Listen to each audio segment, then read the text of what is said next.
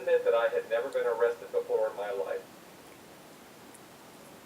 When I arrived at the police station, I was advised I could make one telephone call. I asked why I was being questioned. The policeman who sat at a desk curtly told me that a bank had been robbed an hour earlier and that my car fit the description of the getaway car, and that I had better confess to the crime immediately. He asked me where I had been around 10 o'clock that morning. I told him that I had stopped to visit a friend and then dropped off an application form for a job I was applying for. He asked me if I had made any other stops along the way. My answer was no.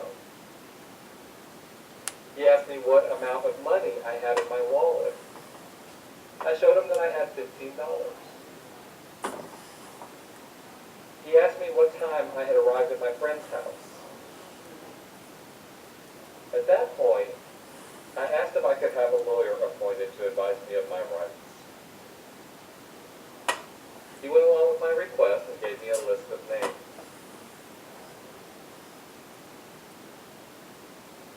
I tried calling the first lawyer whose name was on the list, but there was no answer, so I chose an alternate.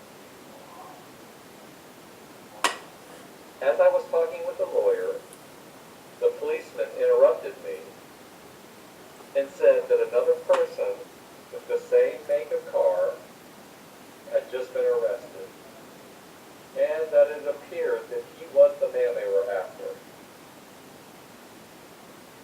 I then decided to air my views about being treated like a criminal just because